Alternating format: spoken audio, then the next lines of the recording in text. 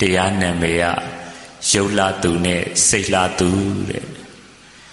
အဓိပ္ပာယ်ကရုပ်အလှကိုတန်ဖိုးထားသူနဲ့စိတ်အလှကိုတန်ဖိုးထားသူဒီတရားကိုဟောကြားပေးမယ်ဒီတရားကိုနာကြားရလိုက်တဲ့အခါမှာရုပ်လှကိုတန်ဖိုးထားသူဟာဘလို့အဆုံးသတ်သွားနိုင်တယ်လေဘလို့ခံစားချက်တွေရသွားနိုင်တယ်လေဘလို့အကျိုးဆက်တွေနဲ့ရင်ဆိုင်နိုင်တယ်လေစိတ်အလှကိုတန်ဖိုးထားသူတယောက်ဟာအမျိုးသားပဲဖြစ်ဖြစ်အမျိုးသမီးပဲဖြစ်ဖြစ်ဘလို့ရတဲ့အကျိုးတရားတွေနဲ့ရင်ဆိုင်သွားရမလဲခံစားသွားရမလဲဒါလေးတွေကိုသိစေခြင်းတဲ့အတွက်ဒီတရားကိုဟောပေးတာပါဘုန်းကြီးတို့လောကမှာရုပ်အလှကိုတန်ဖိုးထားသူသိပြီးတော့ပေါ်များပါလေချမ်းသာခြင်းနာရှားရူအနာကြီးမားခြင်းနာကောင်းကောင်းနေခြင်းနာကောင်းကောင်းစားခြင်းနာဘဝမှာအစဉ်တန်းမြင့်မြင့်နေခြင်းနာဒီစိတ်တွေဟာရုပ်အလှကိုတန်ဖိုးထားတဲ့စိတ်ဓာတ်တွေပါဒါရီယာတန်တရာမှာအထုံပါခဲ့တယ်ပေါ့ဘယ်ဘဝပဲရောက်ရောက်ချမ်းသာခြင်းနဲ့အထက်တန်းကြကြနေခြင်းနဲ့အထက်တန်းကြကြစားခြင်းနဲ့ယာတုအနာမြင်မာခြင်းနဲ့ဩဇာတိကမကြီးမားခြင်းနဲ့ဒါရီယာဘယ်ဘဝပဲရောက်ရောက်လူတိုင်းဖြစ်ခြင်းတဲ့ဆန္ဒတွေဒီအထုံတွေကပါလာတော့ဒီဘဝမှာရောက်တာတောင်မှဘုရားရှင်ရဲ့သာသနာနဲ့တွေ့တာတောင်မှကလေးရွယ်ရနေစပြီးတော့ဘာမှသင်မပေးဘဲနဲ့ထားကြည့်ရုပ်လှကိုတန်ဖိုးထားတယ်ကလေးလေးတယောက်ကိုမေးကြည့်ချမ်းသာခြင်းနဲ့ရုပ်လှခြင်းနဲ့အထက်တန်းကြကြနေခြင်းနဲ့ဒါတွေဟာဖြေမှာပဲဘာဖြစ်လို့လဲတတန်တရာလုံးကဒီစိတ်တွေထုံလာတဲ့အခါဒီတက်ပညာတွေဒီစိတ်ဓာတ်တွေဟာသင်မပေးရလေပဲရုပ်လှကိုတန်ဖိုးထားတယ်ဆိုတဲ့စိတ်ဟာသူကသူအလိုလိုထုံပြီးသားပဲဘာနဲ့တူတယ်လဲဆိုတော့ဘုန်းကြီးတို့စိတ်လှတန်ဖိုးထားတဲ့ပုဂ္ဂိုလ်ကြတော့ရာခိုင်နှုန်းတော်တော်နေပါတယ်ဘုန်းကြီးတို့စိတ်လှကိုတန်ဖိုးထားတဲ့ပုဂ္ဂိုလ်ကိုယ်စိတ်ကိုလောဘအညစ်အကြေးတွေကြီးမလာအောင်များမလာအောင်ဒေါသအာဃတာတွေအညစ်အကြေးတွေများမလာအောင်ဘာကိုပဲလှုပ်လို့ငါချမ်းသာဖို့ငါဆင်ပြေဖို့ဆိုတဲ့တက္ကရာဒိဋ္ဌိငါဆွဲအညစ်အကြေးတွေနေပါသွားအောင်ဒီလိုအညစ်အကြေးတွေနေပါသွားတာနဲ့အမျှစိတ်တဲ့ဖြူလာအောင်စိတ်တဲ့ဖြူလာတာနဲ့အမျှစိတ်တွေလှပလာအောင်ဒီလိုစိတ်အလှကိုတန်ဖိုးထားတဲ့ပုဂ္ဂိုလ်ကြနေပါလွန်းတဲ့အထုံကမပါခဲ့ဘူးတတန်တရာလုံးမှာရုပ်လှကိုပဲတန်ဖိုးထားတဲ့ဘဝတွေကများလာခဲ့တော့သာသနာတော်ကြီးနဲ့တွေ့တဲ့အခိုက်ဘုရားရှင်ရဲ့တရားတော်တွေနာကြားရတဲ့အခိုက်ဘုရားရှင်ရဲ့တရားတော်တွေကိုကျင့်ကြံရတာတောင်မှ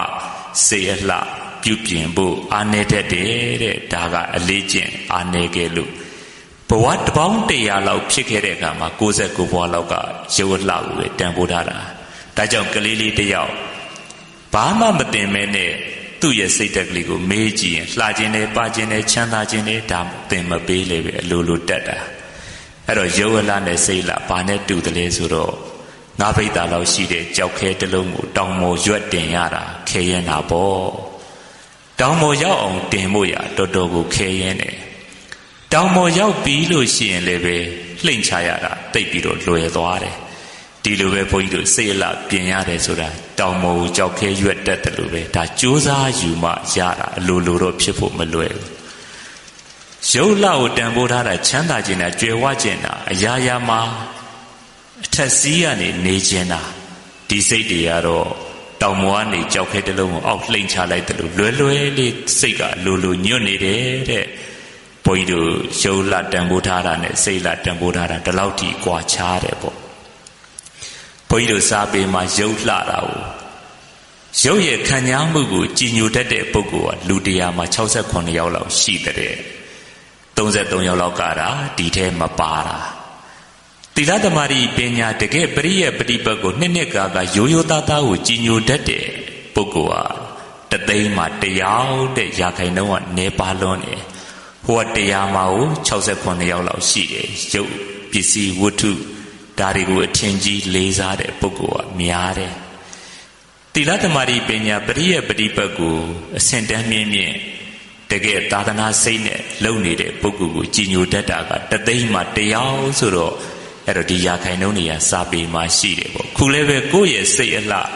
လောဘဒေါသညစ်ကြေးတွေကင်းအောင်ဒီလိုတန်ဖိုးထားတတ်တဲ့ပုဂ္ဂိုလ်ဒီလိုလောဘဒေါသတွေကင်းပြီးတော့မေတ္တာတရားတွေကုသိုလ်တရားတွေနဲ့နှလုံးသားကိုထုံမွမ်းတတ်အောင်ဒီလိုထုံမွမ်းပြီးတော့စိတ်ကို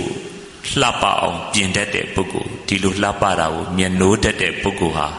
ရာခိုင်နှုန်းတော်တော်နည်းမယ်တဲ့အဲ့တော့ဒီရာခိုင်နှုန်းနည်းတဲ့ထဲမှာပါဝင်တတ်အောင်ဘုန်းကြီးကပြောပြတာ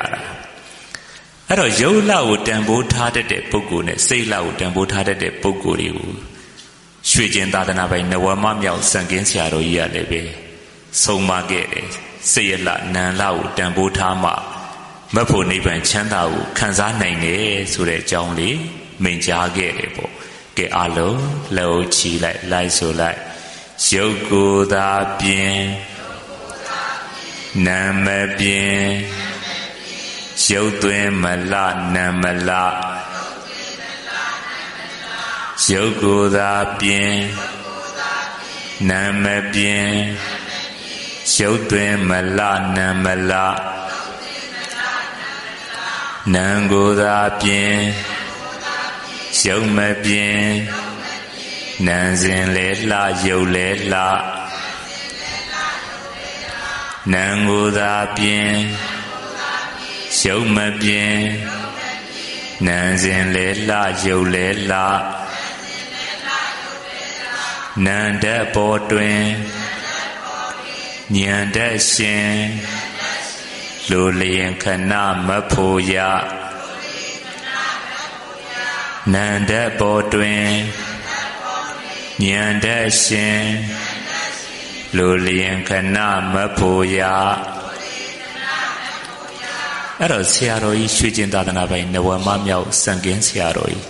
ခုဝါဆိုဆရာတော်ကြီးရဲ့ဦးလေးတော်ပါလိမ့်မယ်ဒီဆရာတော်ကြီးကစိတ်ကိုအလှပြင်ဖို့တတိပေးတာစိတ်အလှနံလှကိုပြင်တဲ့ပုဂ္ဂိုလ်ဟာမိမိတို့လိုရှိတဲ့အချိန်မှာမဖို့နိဗ္ဗာန်ချမ်းသာကိုခဏလေးနဲ့ရနိုင်ပါတယ်နိဗ္ဗာန်ချမ်းသာကိုမျက်မှောက်ပြုကျင်ပါတယ်ဆိုရင်စိတ်အလှပြင်ပါတဲ့ရုပ်ကိုလှပြင်နေုံနဲ့တော့နိဗ္ဗာန်လိုချင်တယ်ဘလောက်ပဲပြောနိဗ္ဗာန်ချမ်းသာနဲ့ဝေးနေတတ်ပါတယ်လို့ဒီလိုဆိုလိုတာအဲ့တော့ဆရာတော်ကြီးရဲ့ဆုံးမအကျဉ်းချုပ်ကရုပ်လှကိုပဲပြင်နေချမ်းသာကိုပဲဂရုစိုက်တယ်စီးပွားရေးတက်ဖို့ပဲဂရုစိုက်တယ်အထက်တန်းကြနေဖို့ပဲဂရုစိုက်တယ်ဒီလိုရုပ်လှကိုပဲတန်ဖိုးထားနေတဲ့ပုဂ္ဂိုလ်တယောက်